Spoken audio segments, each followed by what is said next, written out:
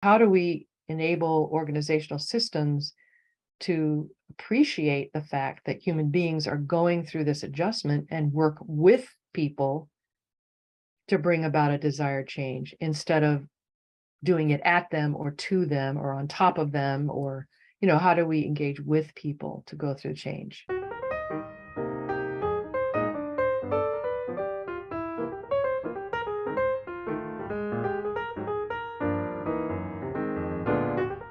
Okay. Hey, Alma. Hey, Tuli, how's it going? It's going great. And I'm just going to kind of spill the beans, which is that we're recording this conversation or this introduction after we've had an awesome podcast conversation with the great Dorie Blesoff. Such a great conversation. Who's Dorie? Who's yes, Dorie? Dorie Blesoff. We got to know her, Alma and I, you and I. Alma and I for the listeners, because she was our instructor in graduate school. She taught us in this really great class about strategic change. And she's also been a longtime instructor just at Northwestern, both on the undergraduate and graduate level. And she's a very, very accomplished professional. She's held a variety of leadership positions in organizations, from change management positions to chief people officer, working independently for herself and working in organizations. She's just done a ton of cool things. Yeah, she's great. And this conversation, I would say, is almost as like expansive as her own professional trajectory. So we hear a little bit about her origin story and how she got into kind of people change work, kind of in broad terms, what that looks like. And we talk also about personally, one of my favorite models for understanding how human beings can, in a healthy and integral way, go through change. And that is William Bridges' transitions model. So she goes into that. She gives some really good examples. She talks about where she's at in life right now. There's even an incredible moment where she reads us one of her own poems. Yes. And it's just such a gem. Yeah, there's so much richness. I have to say, this is one of those conversations where I'm eager to listen back to it, because there are many things that I want to kind of pick on. I guess just one thing to note before we actually bring you this awesome conversation is that we started on kind of a mellow note because Dorie walked us through a beautiful breathing exercise kind of before we got started. So just, note that we are extra mellow in the very beginning. Or maybe do a breathing exercise with pause right now. Yeah. Do a breathing exercise for a minute or two, and then you'll be on the same wavelength with us, and then you'll see how it picks up speed. I think it does.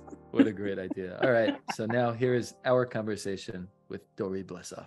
Dorie Blesoff, welcome to the podcast. Thank you so much. I'm looking forward to it.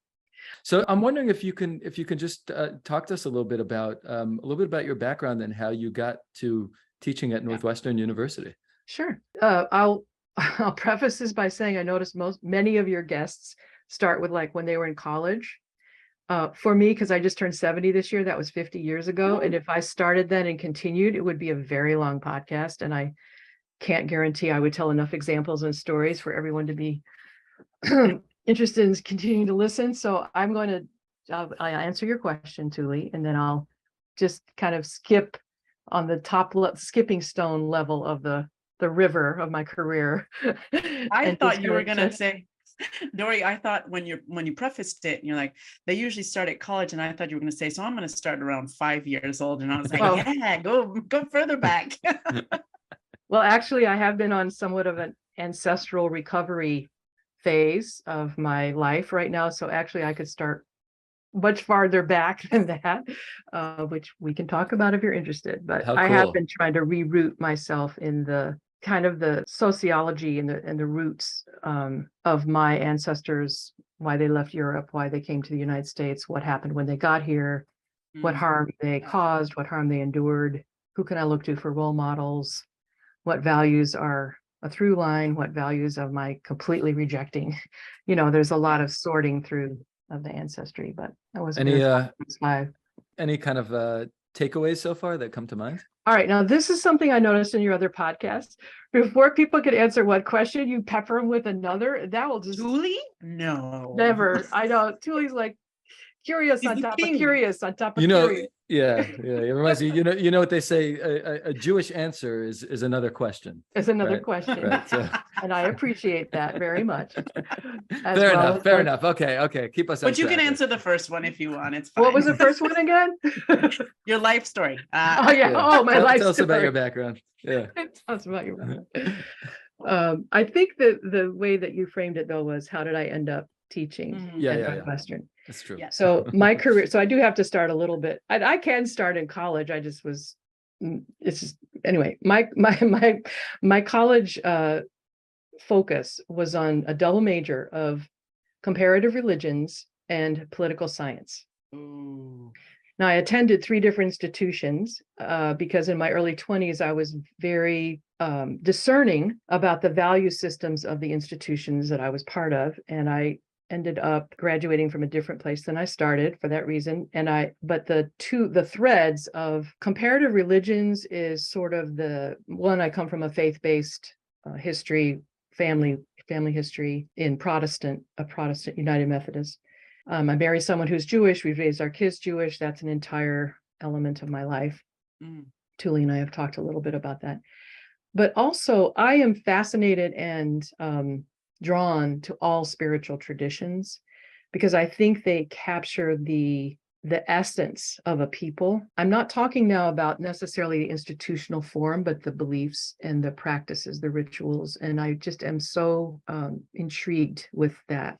So that's one reason I majored in it. And it also represents, I think, at a larger scale, my belief in what it means to be fully human. And that's something that's been a through line in my career, is trying to find ways to enable that in the environments that I have chosen to work in or be in. Not always workplaces, often beyond workplaces as well.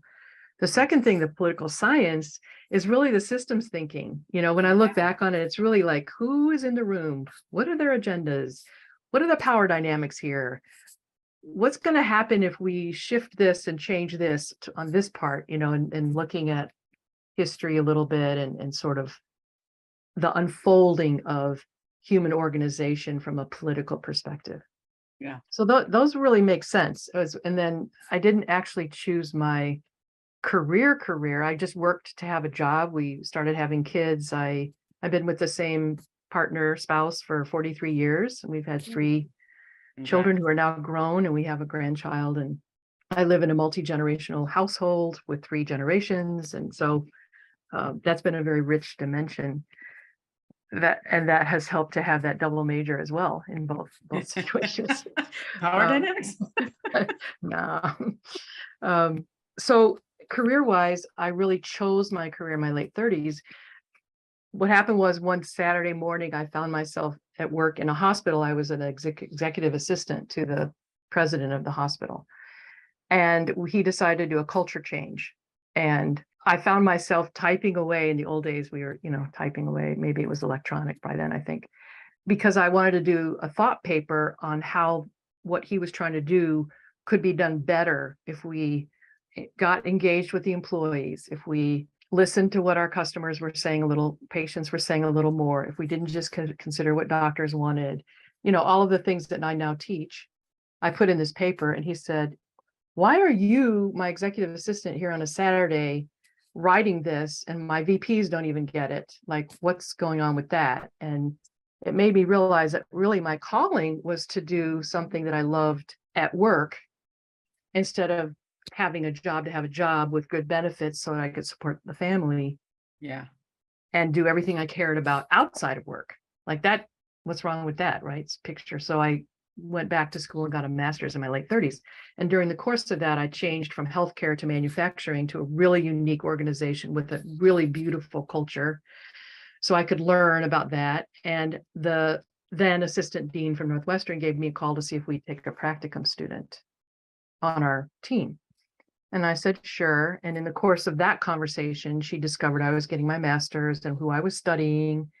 And she said, we're about to open this major up because we're trying to get the School of Education and Social Policy to position itself as a place where consulting firms and other organizations can find talent to come and work in their organizations, instead of just looking at it as turning out teachers and administrators and social thinkers. And I don't mean just in a bad way, but I mean, she was trying to enlarge it. And so they were starting this LOC, learning and organizational change major, which of course hit my passion. And one of the things I learned about working is sometimes even when you have all these great ideas that you get at grad school or from your colleagues or reading or whatever source of learning you have, you can't necessarily implement them because there isn't the appetite or the investment to do it. So being able to teach provided me with that extra place that I could talk with people and talk in the classroom and finding out what students were thinking and just really have a dynamic place that I could keep learning more so that's how I got started. And she interviewed me. They brought me over for a faculty lunch. They interviewed me in that way and asked me about systems thinking and fifth discipline. And the two books I used were Fifth Discipline, this is in the mid-90s, by Peter Senge, and Leadership in the New Science by Margaret Wheatley, which at the time was a seminal book about complex adaptive systems and how to bring in quantum science into the organizational and leadership sphere. And I used those two books for 15 years solid. What were the topics you were teaching specifically?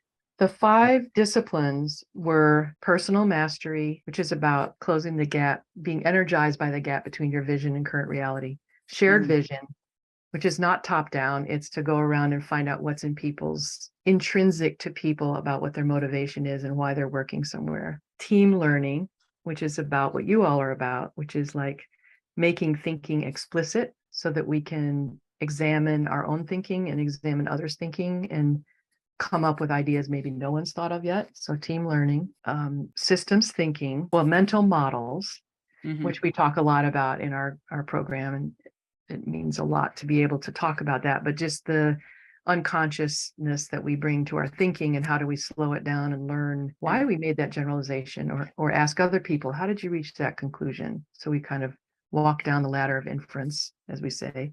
And then systems thinking is the one that pulls it all together, is the interdependence, the complexity. How do we find ways to little things that can make big changes by understanding the interdependence and how things all work together, and understand decisions impact may be delayed in time. And we may not really understand the result of what we've done until later. And so how do we work with that and get more input from more people who see the impact? It's all about democratizing the workplace. I mean, pretty much those were the things. We had separate weeks on that, to answer your question, Alma. And then the Margaret Wheatley work, some students didn't resonate with it at all, and some did. She writes in a much more nonlinear fashion, true to her topic, which is living systems. And the evolution of life and how information is life, is energy. And it's a great reframing of everything that she contrasts Newtonian thinking with quantum thinking. And most of us are trained in Newtonian thinking, analyze it down to the parts and figure it out, right? Clockwork, instead of seeing what's emerging. So she was really the earliest influence on me of what now I'm getting more Adrienne Marie Brown and, emergent strategy, and just how do we appreciate the nature of life and the nature of people and people's systems as in constant flow, constant evolution. And what does that mean for how we, like, if you want to go back to, I've never used managing change, never. Tuli, you said, can we call our Miss Lockman or whatever you guys came up? I don't think we manage it. I think at best we appreciate it and then we try to facilitate it in a positive way. But those are the things we talked about in class, and it was done. I taught experientially, because I was lucky enough in my training and development work earlier in my career to learn about adult learning and experiential learning. So this was all in person, of course. I never talked for more than 20 minutes out of the 3 hours. And we always had small group things or simulations or exercises. Simultaneously, just to clarify, were you always also working, or you were working full time? Stations? Wow. Yeah, teaching has never been my day job. I'm still adjunct. I'm not actually a professor, Tuli. I'm an instructor. But my identity and my life and energy, and passion and love has gone into this for so much. I hope the gods of the academy will forgive my my error. Please. Just wanted to make sure you didn't make I don't it know. again. You know, I saw you at graduation in your regalia. You looked plenty professorial to me. So And I wanted to. I love ritual. That's actually my father did get a PhD in group dynamics. My parents both had interest in the field that I'm in. My mother is the one who introduced me to Bridges. I know we're going to talk about William Bridges and managing transitions. My mother, who went back, they got divorced. She went back. She got her master's in counseling psych. She taught at community colleges, workshops for women returning to college. And she taught transitions experientially to help people let go of their old form and their old role and move into a new role. And my dad was in organization development in the context of the church after he was a minister and then a seminary professor for many years. So I come from that. So there's a lot in my family that has encouraged me to be in this, but probably the social movements of the 60s and 70s, and how do we make the values that were important in my family something that's true of at a macro level, as caring for people, caring equally for people, paying attention to those who are not heard, everyone welcome in our home. These were kind of so I was looking for ways to do it at the larger level because of the formative years of my teens and 20s. Wow. Did your dad ever talk about Kurt Lewin in group dynamics? He did, but he more so talked about the national training laboratories, which were just starting. So Ken Benny and some of the early group team dynamics, like what do they call it? Tavistock? I don't know. Okay, well, anyway, some people at our program know about that. But anyway, he was more that person than the Kurt Lewin. But he talked about it. Yeah, I saved some of his own books. Oh, that's amazing. I was very, very moved by when I learned about Kurt Lewin in one of my first classes in graduate school, and read I think a really important paper about Lewin. And I mean, Kurt Lewin, escaped Nazi Germany. Yes. And he was a child psychologist, but basically had this idea of like, okay, how could we prevent what happened in Germany and in Europe, period. Yeah. And he had this idea of kind of spreading democracy and democratic ideas. And at least my takeaway is that one of his observations was that one of the last bastions of authoritarianism, even in the West, is in the workplace. Mm-hmm. And, and he figured, how could we abolish that? So, and came up with, action research and group dynamics and all that stuff. So anyway, unfreezing. Unfreeze. Yeah. But the unfreeze thing, yes. And I think that one of the things though that some people don't get about Lewin is that that change model of like unfreeze, freeze, freeze again is really just refreeze is just kind of a small part of his, much broader philosophy of change, so to speak. But yeah, totally. But like the idea there is to basically try things out. Almost reminds me of a component of your class, which is, and it's a little bit different, but the idea of design thinking. I mean, this was not called design thinking in any way, or but of trying things, and seeing what happens, and then trying again. Yeah, and to the point about democratizing, you're really reaching the people who are impacted by the change, rather than some idea that the top has about how this is supposed to be. You're actually starting with what the need is in the voice of those who are going to be using whatever it is or impacted. So I am going to mention something here that's important to me. It's about looking at the early, quote, founding fathers, unquote, of the field of organizational change. Oh, okay.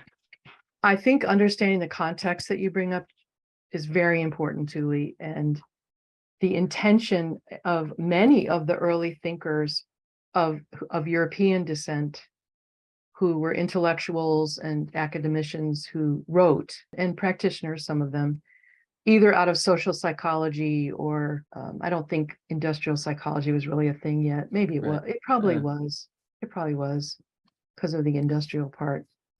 Anyway, looking at their intentions and the context in which they wrote is really healthy and important. And I find that partly from this project I'm working on with other members of the MSLOC community called the Social Justice and Organizational Change Project. You might have heard of it. Kimberly is the leading editor for it. Mhm. And we've been meeting for about 2 years, attempting to critique the frameworks and models and theories that we've inherited in the organizational change field, which largely come from the male European descent writing after post-World War II people, right? Including William Bridges and many other really excellent thinkers that mean a lot to us. Yeah. And at their moment, they were critiquing something that was part of their formative years. Yeah. And now our formative years are saying what other voices have not been heard or not been included. And what is the origin of a lot of this, even the term human capital, or the Gantt chart, or theory X and Y, or productivity, a lot of which was perfected during enslavement in the United States. And so there's a history and an origin story that we're trying to bring into the whole study of what we've inherited, and not in an effort to take away from how important those who were in our field were. They were countercultural in their time. There is no question. They were trying to say something different than the dominant norms that had a lot of power. So in that way, they were, in their context, they were countercultural and trying to do a complete picture as they saw it, you know. And I'm not saying they were wrong. I'm just saying, as we look now, there's more to it, and in some cases, it hasn't been as liberatory as I think they thought it could be. Yeah. This is fascinating. I feel like we can do a whole series of podcasts on that. I'm tempted to just at least ask you about one of those words that you mentioned, which is productivity. Like, just as an example, can you maybe just tell us a little bit about where that comes from, and some of the critique or some of the thoughts that you and your colleagues have been? Tuli and I have thoughts about this word. We've made jokes. I remember a conversation with Tuli one day. I think I was like walking down the street, and it was something like, "Hey, how you doing? How was your day?" And I think I said, "It's been pretty productive." And he was like, "It doesn't have to be productive." And and I was like, "You're right. You're right. Why do I define a good day or a bad day during the week? Right? Yeah. Well, Monday through Friday is a good day if it's really productive, and it's a bad day if it's not." No, it's like, you're so right. The system, it's gotten to me. No, we've internalized a lot of the It's norms. gotten to me, believe me. Obviously, everyone. I mean, we live in this system that rewards that, right? And teaches us, trains us in that. Some would say is designed to do that. And I think, to answer your question, there's a really good article, which we have now as part of our course. And I'll be glad to make it available. It's tracing back the productivity techniques to enslavement, that the early industrial managers were interested in how much to get out of a human being in order to accomplish what they wanted to accomplish, which was to make profits, right? So the extreme brutality and torture and rape and things that were involved in that process for enslaved people are not continued in that form, but the value of extracting as much as possible from the human unit is continued in different forms, and sometimes is continued in the brutality as well. And some might argue mass incarceration is brutal in that way, free labor. And certainly if you look at Jim Crow laws and what didn't happen during Reconstruction, or happened soon after Reconstruction in the South, in the United States, you will see the reversal back to that type of brutality and economic chains, really, of a whole segment of the workforce. So it is a very large topic. I wanted to give one shout out to Selena Wilson, who's an alum in our program, and She was a TA in the class when I took it. She was a TA and yes, that's great. I thank you for placing the history, because I forget which summer you all came through. Selena still comes and speaks to class. She also speaks to my undergraduate class and presents the abolitionist model. And she's the one, actually, she agreed to be contracted with me to help redesign the undergraduate course that I was doing. And then Maggie and I asked if she could TA, and she helped us do that for our course, designing sustainable strategic change. And these were things she helped us understand about the history. So there's so that's why we've incorporated it into it, because it has to do with what we take for granted, like human capital. I have never liked the word human capital. Why are we using capital in the same phrase as human? It's a carryover from that thinking that human beings are to be used for how much labor they can produce. And then what? When they're too old, or they're disabled, or they don't have the educational requirements, they are cast aside or looked over. And that's what's happened at a macro level. So thus the voices now that are saying, hey, what about us? And new policies that are being looked at, like guaranteed annual income, or, different ways of talking about including everyone in being, quote, productive. And believe me, I like a good day where I checked everything off my list. I get it. And, there's a role for efficiency and all those things. It's just, at what cost do we accept it without examination? Yes. Yeah. Yeah. I think Sorry. that's the point, right? No, that's the point. It's not the concept of productivity is not inherently evil, right? And does it have some roots, as you just informed us, that should really be taken into consideration? And of course, should we be more conscious of what weight we assign it in our lives and in the evaluation of our worth, or the worth of our day? Yes. Right? I think that is really valid criticism. It's worth thinking about. Yeah. I mentioned my ancestral recovery project. I discovered that my people are all Protestant work.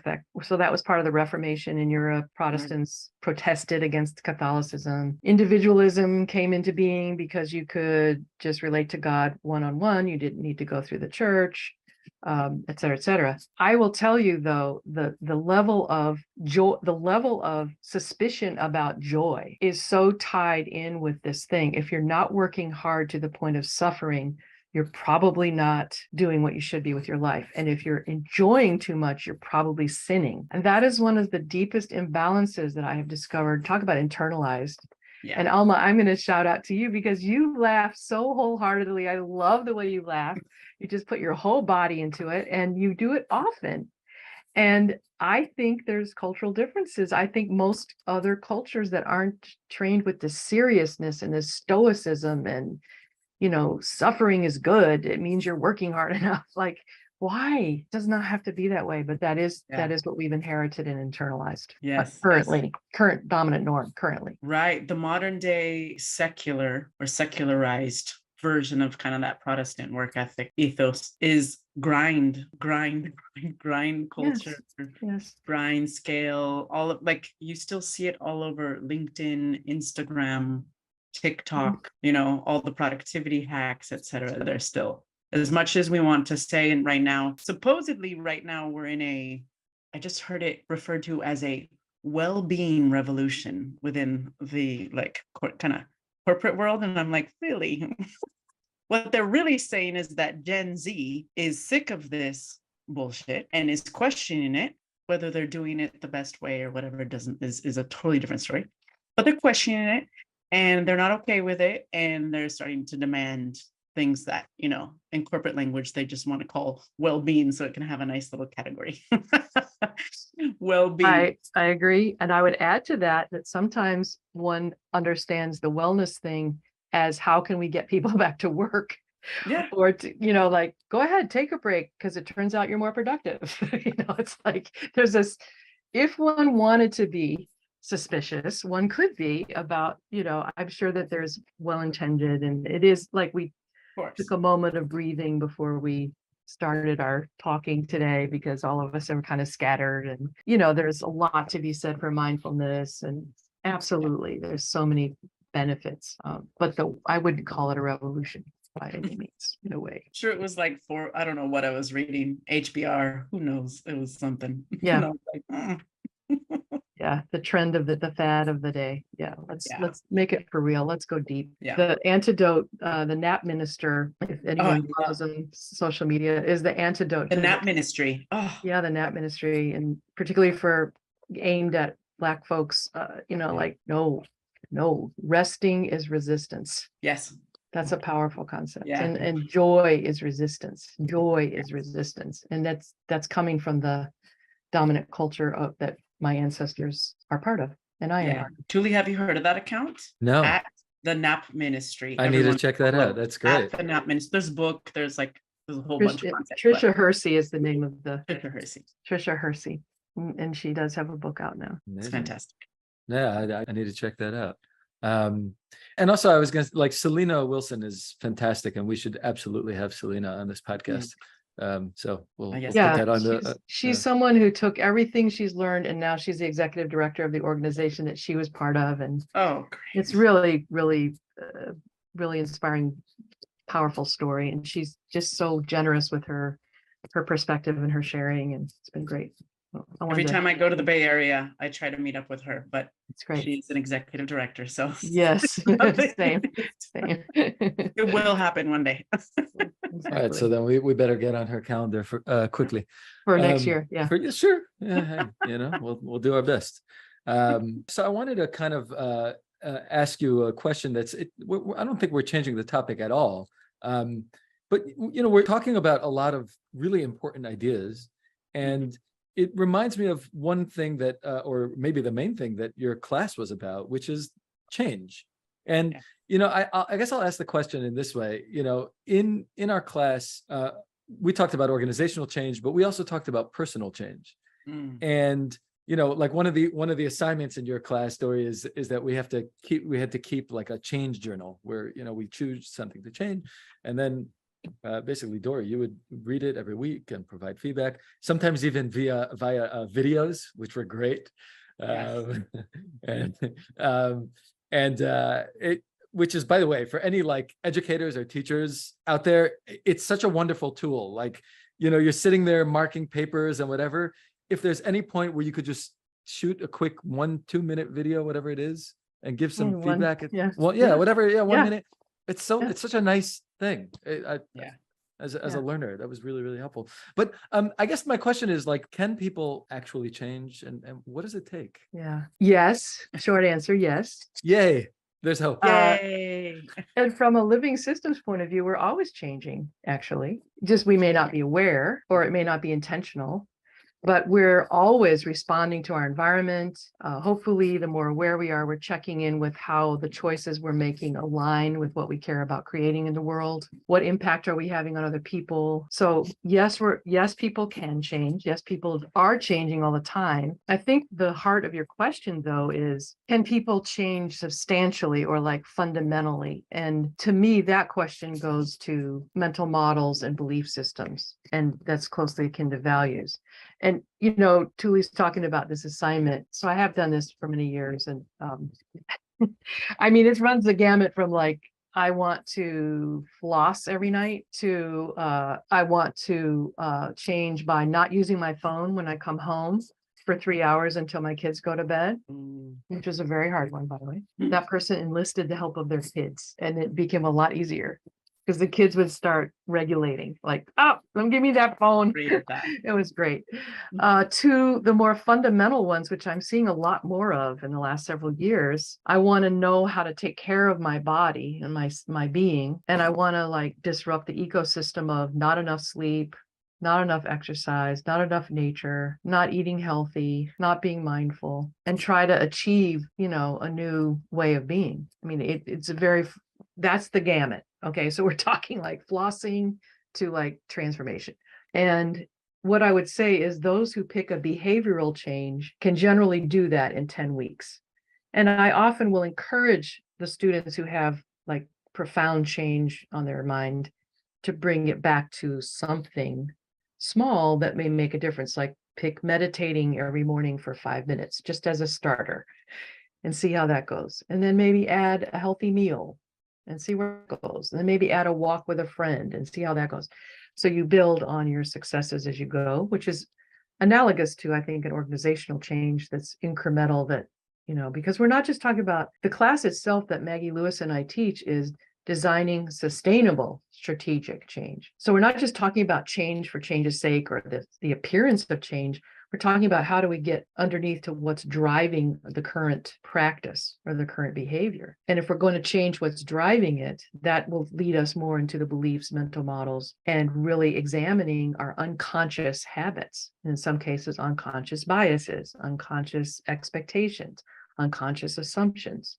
And that is hard work. And that takes years. I'm just going to say it. That takes years. So yes, people can change. Yes, they do change. And I would say almost everyone learns a lot in the process about even a change that they choose to make. It gain more empathy with people at work that they're asking to make these changes without even thinking about how hard it might be for them. Because it's hard for me to, floss every night. Like if that's hard for me, think of what I'm asking someone else to do to change entire technology system or accept a new leader without thinking or adopt a new product line that they have to be accountable for in 2 weeks. Think of what I'm asking of other people. It gives people a lot more empathy, I think, too. Yeah. Does that answer your question? Yeah, absolutely. I think it's interesting, like the genre of like habit change literature, like in popular culture, it has just blown up. I mean, all these books, Atomic Habit, The Power of Habit, this, that, these are all like bestsellers, and everyone's trying to figure out how to change a little. So Yeah. it's good to hear that there's hope. Yeah. It made me think of, okay, so I'm going to foreshadow a little bit because I know we're gonna talk about that framework of managing transitions. And you just mentioned with the personal change. Wait, I might lose it, but hold on. This can be edited out. Okay, there was a little through line I found, and it made me think about how helpful. Okay, so you said that at the root of fundamental change, here it is. At the root of fundamental change is being able to shift those mental models, kind of question, uproot, whatever, do something to those mental models and to those assumptions, right? And in transitions, one of the core kind of pillars is that we have a difficult transition because often we can't imagine what that new world looks like what a different reality actually looks like. And so bringing it back to personal change, I think I left this country, like I'm half American and half Colombian, right? Right after undergrad, even in my senior year, so I'm 20 years old, I knew that I wanted to leave. And it wasn't necessarily forever, but one of the main reasons, I had studied some sociology and anthropology, and one of the main reasons was like, at that point, 20-year-old anger, I absolutely reject the idolatry of efficiency and productivity and individualism in the US. I don't want any of it. It was a little, maybe a little extreme. There are some good things in there, right? I've figured that out now. But at that point, I really wanted, and I knew enough, I don't know very much, but I knew enough about sociology to know that as much as my family nucleus, right, had helped kind of introduce other models and much more of a collectivist model, still I had been educated in the US and there was no escaping the socializing. Even your tone of voice is no escaping. It's very I get it. I'm a little dramatic. I resonate with the intensity. So anyways, go ahead.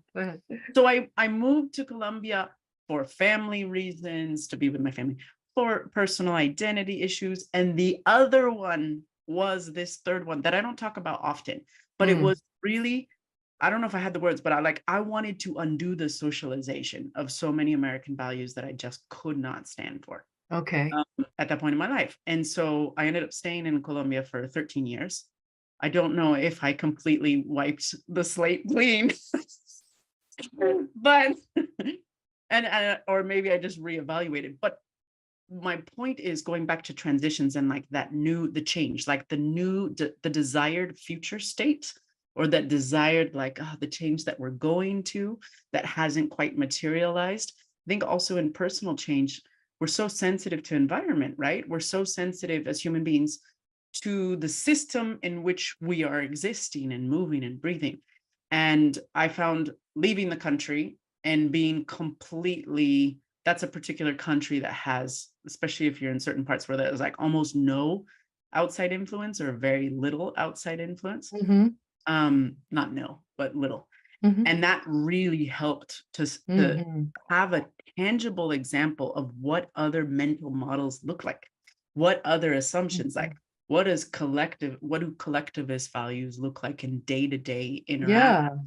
In a way that wasn't theoretical, because when you read it and whatever, and of course I had been exposed to it as, family stuff, but it was very different to be in the full system. I hadn't been in Yes. Colombia living since I was, 6 or 7. And so going back, that really helped with that personal change. So I guess my question is for you, kind of bridging it. Ha ha ha. Fun. Got it. Bridging to bridges. Yes. Bridging bridges. So proud of myself for that one. So corny. You're like me. I laugh at my own jokes better than more than most people. Go ahead, Alma. Oh, well, I'm with you on that You one. got it. Bridging to bridges. Go But ahead. bridging to bridges, like, how does and personal change as well, which however you want it, like, how does being in a different environment where the values are different, the assumptions are different, how can that assist you in your road to kind of intentional change? I mean, I think you've explained it already, which is you have to be able to experience it. You experienced it. That's the difference. You felt it in your body. It had to do with the tone of voice that people used. It had to do with what happened when you showed up at someone's house and they immediately offer you food. It has to do with the joy that's just reuniting with friends that you haven't seen in a while. It has to do with calling for help and knowing that you're going to get it. Like, these are experiences of being in community. And when those are the dominant norm, you start to experience a different habit without even knowing it. You just experience it and you know that it's possible. It becomes true for you. Yeah. And then when you come back into a place that it's not the dominant norm, it can be challenging because you keep looking for that reinforcement from the pod. It's like, well, where's the call and response? And then there's no response to that new behavior. And it's harder to maintain it. So you seek colleagues like you and Tuli found each other who can keep reverbing back that experience that you were able to have. That's, I mean, I can't really relate it. I'm not doing a good job of relaying it to bridges, if that's what you're asking me to do. I'm just reflecting on what I think happened to you during those 13 years. Yeah, as far as And I think a lot of it even says in the books that Tuli's talking about, going on vacation or getting into a new environment is a good place to try a new habit because you don't have the constant reinforcement from the old environment of the old habit. Right. And so in a way, it's, I think, analogous. You went into a new environment that had different habits, different routines, different daily practices, if you will. Yeah. But which comes first, the mental model or the routine? Yeah. I'll tell you where I'm at with that. And I don't usually respond to either or questions very well. I'm not even supposed to ask them either. Yeah. That's the opposite of an open-ended question. They're not a beautiful very question. Much. that was an unbeautiful question. We're just modeling for folks how not to ask questions. How not to ask questions. Yeah. Thank you for doing that, Alma. Wait, what was the question? Sorry, bad. Well, which which comes first? Which comes this first, or that? the mental model change or the habit change? So right? I have really appreciated, one of the things I love about teaching is this, people who are in the labeled students, which is all of you all and everybody in the learning community, teach each other, right? And the model that I just learned about 3 years ago was the 6 conditions for systems change. Peter Senge and a bunch of folks wrote it. And it's an upside down, well, it's a triangle, and it has explicit, semi-explicit, and implicit levels to it. And it's really, I think, comprehensive. And the answer is both. It requires both. And the answer is you can start anywhere on it. Basically, the most explicit are, let's see if I can remember them, resources, or where investments are made, practices and policies, and one other thing I can't remember. And the semi-explicit is relationships and power dynamics. And the implicit is mental models. And there's lots of social examples of when we've had one but not the other. So like we can have a policy change like voting rights, which supposedly was enshrined in our constitutional amendments. And then again in 1965 with the Voting Rights Act, but now is being reversed state by state, particularly for Black and Brown communities. So the mental model shift did not occur. And so without the mental model shift, we may always be subject to these reversals of even policies or laws. So that's an argument why. Now, does that mean we don't pay attention to policies and laws? No, it does not mean that. It means we have to accompany that with continued education, dialogue, all these other things. So a lot of things have to happen at the same time is the answer. Because if you waited till everybody changed their mind, we would, where would we be, right? So you can't, I think it's a wonderful case for why, when we're talking about social change and positive humanity oriented social change, the way we're talking about it, I think it's a wonderful case for why we need everyone in every location and every role doing what they do best with that in mind, because we need people to change the laws and policy, and we need voting, and we need people working on voting rights and restoring voting rights. We need people working on democratizing literature being available, like the American Library Association just came out with like freedom of like a whole thing about the right to be exposed to all ideas, trying to be democratic, and as opposed to some of the book banning going on in Florida and other states. So we need everybody doing things in every role. Deepa Iyer Iyer has a wonderful kind of lotus blossom of all the different roles people can play: storyteller, visionary, caretaker, it's everything is needed for social change. So I think that's all of those things are needed at the same time is the answer to my question, Alma, to your question. And it has been my question as well. Yeah. What should I focus on to make a difference? Right.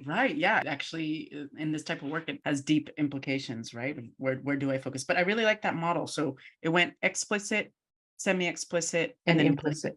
right? At the bottom. Yeah. Very nuanced answer. Thank you. Of course. I've changed both and to both all. Like you had to, the multiple truths, multiple realities. It just, you have to look at it more broadly than we were taught either or. Yeah. List everything. So we've hinted, or at least I have a few times, at bridges. Let's talk about this model. Could you give us your understanding of this model, why it's important? Sure. The model was formulated by William Bridges and later joined by Susan Bridges, his spouse at that time. The idea is that there's a difference between a change that occurs, which is an external event, such as having a baby, getting a new leader, moving to a new home, changing companies. Pandemic. Huge pandemic. And it can be at a macro level, a worldwide global scale, or it could be in very individual and micro. And this happens all the time to us on all levels, right? And the idea behind this framework is that there's a difference between the change and our psychological adjustment to the change. And so they decoupled those two things to really focus on what happens to human beings as they go through these events or occurrences. Psychologically, emotionally, what happens. And the model is simple. There are 3 different phases. They're not meant to be linear, although in general, we sort of move in this direction, but we can go back and forth. And the 3 stages are endings, which is when we come to terms with the fact that something has to be let go of. So loss is a big part of that, and grieving and being angry, and basically the grief curve comes into play emotionally. There's so many examples of this. Oh my gosh. We'll get to one. The neutral zone, which is neither the old or the new. Yeah. This was a new one for me. I had no idea about the neutral zone. I just thought we went from old to new and that was that. But emotionally, if you think about it, the neutral zone, because I think we're in a massive in-between stage right now with major social institutions and major questions: climate crisis, racial justice, survival of the species, and lots of stuff. Neutral zone means the old is not structured or in place the way it was, and the new has not emerged yet. So the neutral zone is long and it's in the middle. And then the new, which you were talking about earlier, Alma, is a new structure, a new leader. We are now adjusted to that, and we're starting to accept that this is different and that there is life after the change. So it's those 3 phases that we go through. And that's the main thing. There's another point about to leaders who or whoever has been designing an organizational change or any change really.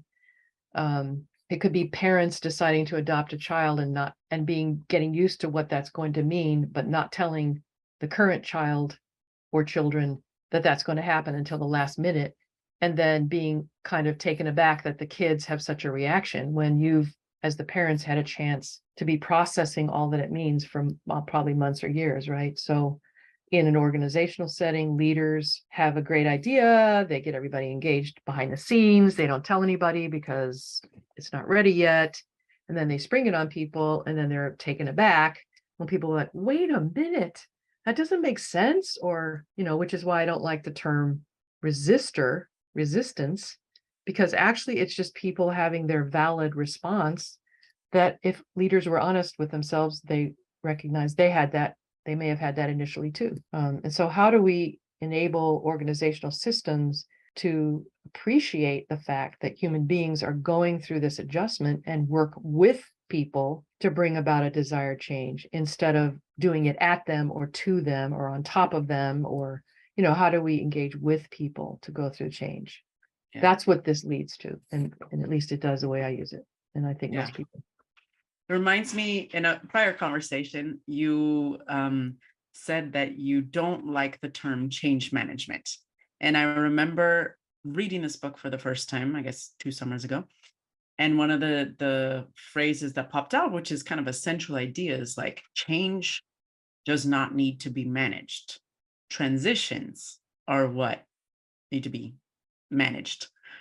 Could you tell us more about, like, why don't you like the word change management? And if, of course, why don't you like resistance as well? That's fine too. Well, and I earlier talked about rest and joy as resistance. This is a different context. Yes. This is when people get labeled as being against something, that like get on the bus or, get on board. There's all these phrases, right? And I just find that if we would be a little more patient and listen better, we would find really valuable insight from the people who do the work every day. Whatever is going to change about their job may have implications for the organization. But if we don't invite them to the table to understand how this is going to impact them, we totally miss it. And then when they get upset about the fact that the customer is going to suffer, we don't want to listen to them when we think they're not on board. And when I say we, I mean traditional leadership that does the top-down change. And so managing change to me feels like it's something that we do to people. I mean, I've always preferred the term facilitating change. Maybe that's just a euphemism, but I've always preferred that term because I think what we're trying to do is partner with people to go through the change in the most positive and effective way, honestly, in a way that's least distracting and disrupting to the people's emotions and sense of stability at work. And so do you want some examples? Absolutely. Yes. Yeah. Which example, please? Wait, what happened? I was waiting for Tuli because that's like Tuli's signature question. And I was like, Alma, you were on a roll here. I figured you would keep going. Trying to share. Anyway, we just read each other's minds perfectly. Alma and I, we're great co-hosts. That's great. Okay. We're just like, that's Tuli's. I'm not talking. And silence is usually okay, but I've got the impression from the two of you that we really wanted examples. Please. One way, well, I guess I wanted to give some examples of how this can be helpful. Yeah. Is I find in organizational change level, because in class we talk about like personal change, organizational change, system change, social change. At the organizational or team level, I find that the middle management, what's traditionally called middle management, has the hardest role because they have to, quote, sell the change, which has been, quote, sold to them. And then they have to deal with all of the often legitimate concerns that their teams have or employees have about the change. And depending on how that's all set up, it can be very difficult to get the benefit of engaging people. And also the middle managers get really stressed out. So a lot of times I would use it as a workshop when senior leaders would say, hey, we need help because our middle managers aren't quite on board. Putting aside for a moment how I would contract with that senior leadership team. And by the way, I was out on my own for 11 years. So when I'm talking about contracting as an independent consultant, and then when I went back in as a leader with my colleague executives, contracting, meaning reach agreement about. Leaving that aside for a moment, what I would do educationally was offer this framework to people, give them the nuts and bolts. We'd usually do some sort of, I would ask them to bring out their experience of change, and when it worked well, what did they do? What was done to make it work well? And when it didn't work well, what was done that they think didn't work well? And we just built on that to say, hey, let's look at what worked well and let's try to emulate that. And let me add some thought here from William Bridges' framework about managing transitions so we understand what's going on with the people. And we can adjust that. I would also often ask them to rank themselves on where they were. Were they still experiencing grief and loss mostly and having a hard time letting go? Did they feel like they'd let go, but they still were pretty unclear and it was disorienting, but they were kind of excited about innovation in the middle? Or were they ready to go with the new one? Were they psychologically adjusted? I'm ready to go. Rank where you are in there, and then rank where your team is. And then let's talk about the challenges and opportunities of you being ready to go and them experiencing a lot of loss right now. Like, what kind of communication and relationship do you need to ensure so that they can move with you through this change?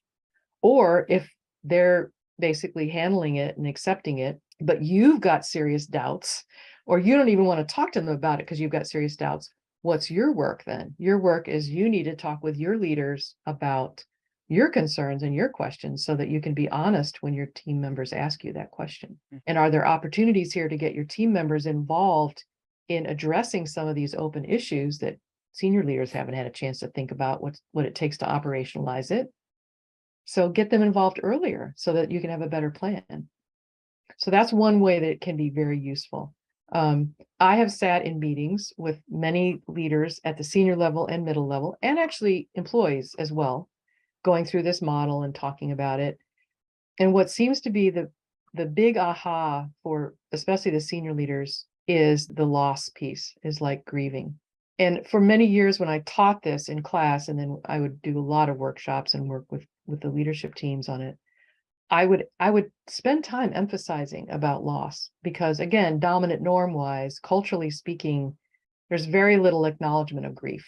It's kind of the stoicism thing, like, oh, I'm sorry your mom passed away. Be back at work in 3 days, smiling. It's not very humane, and it doesn't match how people feel things and go through life. And so I would spend time addressing it and just normalizing the fact that loss happens on many levels. It can happen because we lose our favorite route to work, because there's construction, or a tree fell at the storm last night, or the L is stopped because of a medical emergency. Like, you can have that, right? You can have your favorite leader, your very favorite leader that you bonded with, take another job. And it causes a lot of feelings of sadness and concern and fear about what the new leader will feel like to you, It can be a technology system that you were really competent in, and now they're switching it up and you didn't find out about it until you went to training. And now you have all these questions and all these concerns, and you have to just deal with it. So you're angry because something changed and you weren't involved in it and you don't really understand it and you're angry. So the loss stage is really important to acknowledge and normalize. It doesn't mean we expect it'll take months to get over it, but not to acknowledge it at all, I think, has a big cost. Yeah. So the best leadership tactic is just to admit it. My example for that is we had a leadership change at my prior company that I was at the chief people officer, and the leader that was leaving was the founding leader, and when a new leader was coming in, and many people had joined the company for that founder because of his technology expertise and his entrepreneurial spirit and his etc. And so they were just finding this out, and it was shocking news. And so part of the communication plan was for an explanation.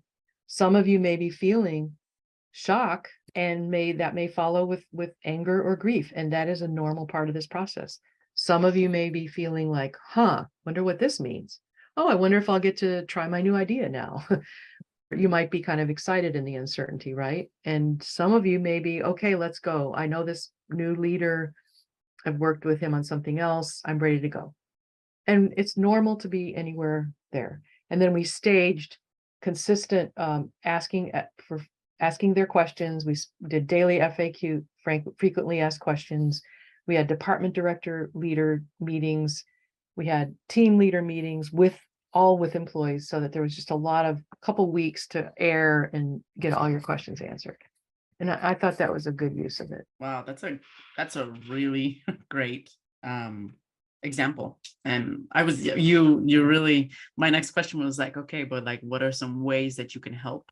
What does going through grief look like at work, right? In a way. So of course, we have so many conceptions of like what professionalism means, and in general, there can be a lot of normal resistance to like the role of emotions at work or at your job, and how much you can express and not express. So No, yeah. I was thinking about that very thing, because when I became a manager for the first time, which was in the 80s, 80s or 90s, I can't remember. So long ago, in a good way. There was a rule that you were supposed to leave your feelings at the door. Oh, Yeah, no, that was a stated thing. And for Pete's sake, do not be seen having lunch with your team members who report to you. No. I mean, it was like military, and I mean, so we've come a long way since then. When I was the chief people officer, there was lots of Kleenex and people knew it was safe to cry in my office. I cried almost every day. wow. I saw Shireen's thing about crying, but I cried a lot. And men on the leadership team cried. The Good. CEO would have tears sometimes about something really close to his heart, and I think there's a limit. It's not, I think if people need therapy or some other support, that we're not there to solve everyone's personal needs. Yeah. And at the same time, we throw so much into our work, and if we care about it, we're going to have feelings about it. So my thing was, feel your feelings, find someplace safe that's not going to harm anyone for you to vent them with a friend or whatever your routine is, journal, call a friend, whatever. And then let's talk about what options are available for you to respond to whatever it was that, triggered you. Yeah. And so then once people kind of go through, although it's not linear, but as they begin to express their grief and like, okay, accept that reality as it was ended, like in that example, right? Could you tell us a little bit more about the neutral zone, that transition? Like what helps people traverse it, and like how can people go through that well? I would be glad to do that. And I'd like to share a poem that I wrote when our MSLOC program had its 20th anniversary. We had workshops, and I was asked to have one on this topic was mentioned. And I had the benefit of Renetta McCann and Lisa Jager. I asked if they would help me workshop it, and we did something really fun together that was experiential. And Renetta worked a little bit on narrative. I know that's an interest of yours, Alma. Lisa led us anyway, it was really fun. And I had it was quick. I think it was 45 minutes, lots of very, if I had more time, I would write a shorter letter kind of thing. Like we had to spend a lot of time getting it down, but I had like 7 minutes of the time. And so of that time, I decided I wanted to write a poem, because the title of our workshop was, what if the neutral zone is not neutral? Because the term neutral kind of implies detachment or quote objectivity, or what's the quality or the content neutral zone. And that's what I wanted to spend more time, because it did occur to me, this is in 2022, this last September, it's almost a year ago. This is one of the things I was thinking about for today. I am experiencing living awareness of fractals these days. And fractal is a term from quantum science about the patterns that we see existing in the smallest to the largest. So spirals, there's DNA, there's galaxies. Like it's a repeating pattern that happens at all scales. Fractal, FRACTAL. And I feel like that's what's happening. And not that you asked me or that this is relevant, but I'm an Aquarian, I'm Aquarius. And one of our things, and I love to, I'll say dabble, but I love to read astrology readings from people that have actually studied it, because I think it's really helpful in terms of perspective. But one of the things about Aquarians is we tend to think like in big terms, even though we act in a very caring way in direct terms. So there was a Peanuts cartoon that said, yeah, I love humanity. It's people I can't stand. And I was thinking sometimes that was true for me, especially doing HR every day. Sometimes I kind of feel like that. I love that. But Hashtag confessions. I know, totally. I didn't say it very publicly usually, but I have that feeling sometimes. Legit. He's great, but do I have to do this? Anyway, so I started thinking I actually have feelings about the point, to the point of feeling like I want to cry right now, to the point of what our species is going through right now and the choices before us as a species. And that has to do with our relationship with other species. Do we understand that we are equal and not better? And this isn't even talking about the social construct of race, of having a supremacy attitude about everything, that there's always better, there's always more than and less than. It could be race, it could be gender, it could be gender identity, it could be ability, it could be age. You know, I'm 70 and I am now experiencing ageism real time. And it's like, wow, okay. And I had it a lot as a woman during being sometimes the only one and all that. So I had a lot of experience now being a white woman, understanding what white means in terms of supremacy as a whole nother dimension of the identity and what that means. And so there's just a lot of like examination of what is the species relationship to the earth, to other species, and to each other, right? To each other. And where are we in that? Yeah. And climate, the amount of climate disasters, I'm sure everybody knows about what happened in Maui, people having to run into the ocean. It's like catastrophes, you know, that really that's sort of like facing your own mortality. It's like it brings into focus what's going on and what are we meant to be doing. So that's where this poem came from. And it was called Poem for the Neutral Zone. But that's kind of like, you know, MSLC jargon. So I'm changing it to poem for the in-between. Nice. Somewhere in between the brilliantly inevitable sunset of a day whose colors fade as the earth turns, and the unstoppable, exquisite sunrise of a day born with all its burning potential. Somewhere in between lies the night, when we breathe deeply, we recall, we mourn, we cherish, we rest, and we dream. Somewhere in between saying goodbye, feeling the seductive tug of the familiar, and saying hello, anticipating the exciting surge of new possibility.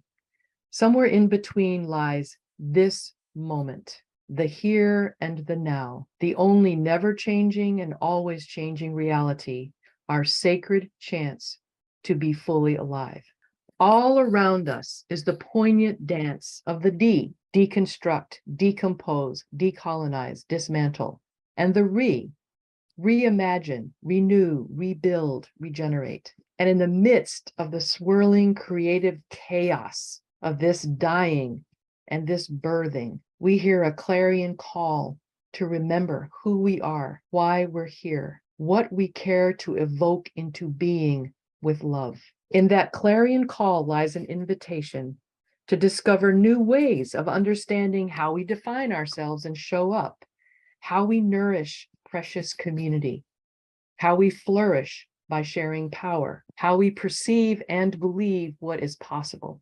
So let us honor this passage. Let us honor our tears of farewell, our devotion to what has been built and those who built it. Let us honor the truth of past suffering and those who bore it and bear it. Let us honor our deepest purpose and our intention to embody it. And let us bravely attend to what is emerging all around us as life just keeps dancing. For this is the moment to choose and choose again and choose again, to breathe deeply, to reflect honestly, to evoke lovingly, to commit collectively, to become the change our souls yearn for. Transformation awaits. Very beautiful. Thank you so much for sharing that. I mean, I feel like this would just be a great place to close.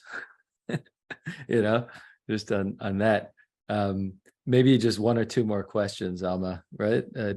Is that Sure. does that work? All right, how are you on time, Oh, that's Dorie? true. Actually, time-wise, we're maybe at close. We could close on this. The only other thing I had thought about that I wanted to share is you asked me about my work and what I'm curious about. Yeah.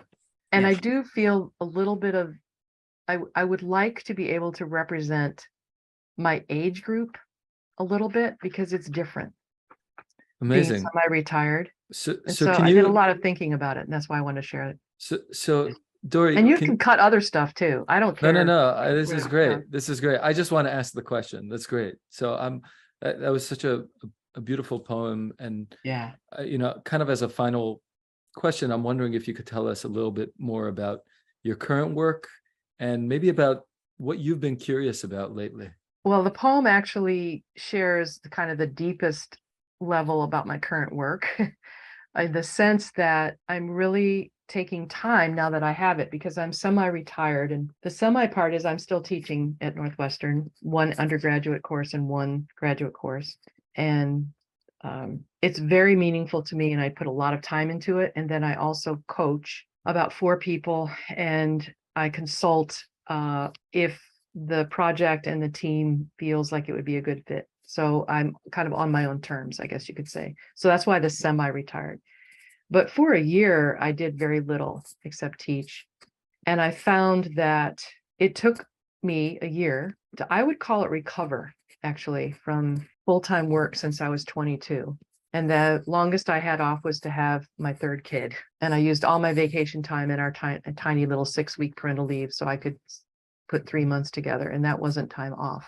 So I was really exhausted, deeply exhausted, and had been burnout off and on for quite a while. And I felt the need to recover and restore. And so I went back into therapy. I felt the need to reclaim a lot of the moments in my life when I powered through because something was required of me, because I was trying to be productive, because of all those things we were talking about earlier that I had internalized, that I wasn't worthy. Remember, Alma, the worthy day, worthy hour, worthy.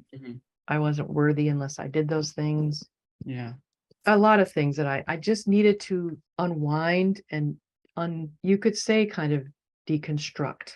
But at the same time, I was really craving this ability to see a through line. So developmentally, what happens when we're older is we go through it, because adult development continues after you're 25 or 30. And there's different theories about it. I looked up some thinking about this recently. Eric Erickson had one. It's the time of despair or integrity, which is an interesting way to put it. And Gail Sheehy, who was a more updated version in the 90s, talked about, she expanded a new passage to call it second adulthood. And 45 to 65 is about mastering one's purpose, or, what one cares about, whatever. And 65 to 85 is integrity. So integrity, what an interesting, so integrate. So my work, the reason I'm bringing this up is to say, I feel like part of my work is to integrate and have integrity around all of the decades of my life and what is available and exciting and calling me for the last third of my life. And now that there's more longevity for those who have the privilege of having resources and healthcare, as I do, and not everyone does, I can look forward to another 25, 30 years, assuming health stays in. So what am I going to do at that time? So it's not the normal, like you reach a certain age and then it's all downhill from there. That's not the paradigm that I'm working with, the mental model. And just like my age group made menopause not a pathology, but a normal phase of life, aging is not to be looked at like it's a that you're not worth anything anymore. So Tuli, I can tell that you're stretching and getting tired. Sorry. Oh, no, not at Okay. all. Not Okay. at all. Not at all. I'm right there with you. Okay. Okay. Yeah. Wow. So the work part, I wanted to state that because for those in our 60s, 70s, 80s, there is a different quality to how we spend our energy. And if we're lucky enough to have grandchildren that we're near or we can be with, that's part of it too. That's part of it, a big part of it. The other thing that happens, and I recently read a book about women artists, not everyone thinks of themselves as an artist who does art. And I do a lot of art. I'm a singer-songwriter. I have an album on Spotify, Wow. and Wow. I want to do another concert when I'm probably in the next couple of years, and I'm gonna make it a multicultural extravaganza. And so there's a lot in me that still needs to come out and wants to come out that's not related to going to work every day. And I'm calling it work because it's sort of like spiritual work. It's like the ability to manifest something that is yearning to come forward. So other work I'm doing is I'm back to my roots of community-based work and social justice work. We have a local, I live in Oak Park, we have a local effort being led by Black members of our community who are leading us in looking at what reparations might look like at the local level here. So in my faith community, we have a reparations group that's supporting that effort, and I'm just learning and learning and learning as much as I can about that. I facilitate for the One Earth Film Festival, which is environmentally oriented climate justice films that are shown in March that are awesome. And there's other things like that I just feel like this is my work, you know. I do still do some coaching. Mostly people find me. I'm not seeking anybody or anything, but people find me, or we have a conversation and they say, are you available for coaching? And it's mostly younger women in leadership roles or DEI roles, mostly women of color, who are struggling with how to be authentic and feel whole and navigate the power dynamics and the systems that are holding them accountable to change the culture when that's impossible, right? So it's just this, how do you be a full human, take care of your own self, and try to change the system at the same time? And honestly, we just have a lot of conversations. I also do some consulting, and I also do some facilitating in addition to my teaching. And what I've noticed that's really fun at this age is I kind of bring everything to everything. So like I bring coaching in the sense that I'll have a spirit of inquiry and deep listening and give space for people to discover their own intelligence, which is also kind of how I teach a little bit and how I facilitate groups. And there's some times when I just completely remove myself from what's going on in the group because they're doing it themselves and I don't need to be doing anything. So like how to be present is the other thing, like how to be fully present and allow the group to do what it needs to do. And that's what I'm curious about, Tuli, to answer that question. I'm very curious about that dance of being fully present. There's a new term I learned from my writing part. Oh, I'm writing also. I'm writing. Really? Yeah, in this. This is quite the retirement. Yes. I know, but it doesn't feel that pressure. I don't feel the pressure. It's coming from joy. It's coming from this is amazing. I love to do these things, and now I have time. We're gardening, we're designing a native plant redo of our entire lawn in the front. Wow. I'm watercoloring, I'm felting, it's like you have time to express these things that are deep and in community. I'm networking in a different way. I've joined two groups that are really interesting networking groups that are very different for me, but the theme of them is they're all student minded. They're all interested in dialogue and deep listening. One is on the topic of racial healing, and the other is on the topic of making change in the world, especially related to investments. So like really different for me, but I network pretty often and people reach out and I network. I do a lot of that, going on walks, having conversations. I feel like that's part of my work. Yeah. So, these are things that I feel some people get really busy with retirement, like, oh, I'm busier than I were when I was working. And some people are lost because they don't have a structure. And it is helpful to have some structure, like I have teaching, that's a structure, right? But I just wanted to bring that up because I think it's in part of multi-generational awareness. I'm very aware of Gen Z and wanting to do a good job helping them navigate and change the workforce, not just fit in. So in my undergraduate program, that's what I work on, is how to feel good about what you bring and also be a change agent. I love being part of the social justice and organizational change project. I get to work with a really gifted author, practitioner, academician named Yabom Gilpin-Jackson. She's in Canada. She and I are writing a chapter together. There's other really cool people, and we're looking now to how to expand not just an academic article, but like a personal reflection or like this poem. Like, let's make it more experiential, not just academic writing, which it started out as. So those are, the curiosity is really in the context of all of that rich kind of incubation is, I feel like I'm dealing a lot with my past and healing it. I feel like I'm learning to be fully present, and I feel like I'm moving much toward being open to new things emerging that I probably couldn't have imagined that may be important in the world or in my life. That, from a fractal perspective, I do believe when one person heals, it creates a field that allows others to do so. And so I do feel like all of these levels are important, but I just feel very, very fortunate and privileged and grateful to have this time in my life and continue learning at this stage. Thanks for listening. We don't hear a lot from my age group, tends to go be invisible. So I've been heartened by what I've seen in our MSLOC group with some of the other women talking about aging and what comes of it. So I just wanted to emphasize that. Thank you for listening. Of course. Thank you for sharing. Yeah, for sure. For sure. It's a good, you're giving us like a good mental model for what to look forward to for, please God, when we are in our 70s and 80s and 90s and 100s and all that. So for sure. I do have a final question. Okay. You've kind of answered it along the way, but I want to give you a chance to maybe have a final thought on it. So at the very beginning, you talked about a through line, and that through line was, I wrote it down. I think in kind of your first jobs out of college, right?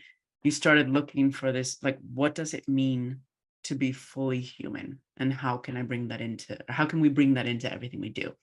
As I think you've touched on it throughout this whole conversation, but any final thought, or what is your working definition of what it means to be fully human? I got chills when you just said that. So thank you for putting yourself into that question. I just saw a little thing the other day on social media of Viola Davis giving an award, receiving an award speech. And she said, when we're about to die, we don't think, I'm paraphrasing, I apologize to her, but we don't think, oh gosh, I wish I had been my ideal self.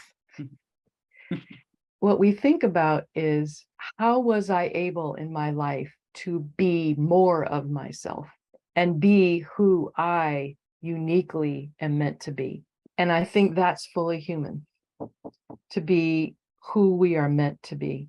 And I think that the only way we can have that possibility is in environments that support and invite us to do that and be that. And that's why having community in the workplace, or having this learning community, or working in the local community, it all matters how we invite and support each other's unique humanity, being themselves and who they're meant to be. And yeah, that's what I would say. So thank you for asking. So it was lovely being with you. Beautiful. Yeah. Thanks so much for joining us and talking to us and sharing of yourself. It's incredible. I know that I've gained. I'm excited to re-listen to this conversation. Okay. Well, feel free to cut, because I know we went long, but whatever you need to do. Let's say, Okay. whatever. Okay. All right. We will mostly not cut, and only for stylistic reasons, let's say. Okay. All right. Thank you so much. Thank you. Dorie. Mwah. Mwah.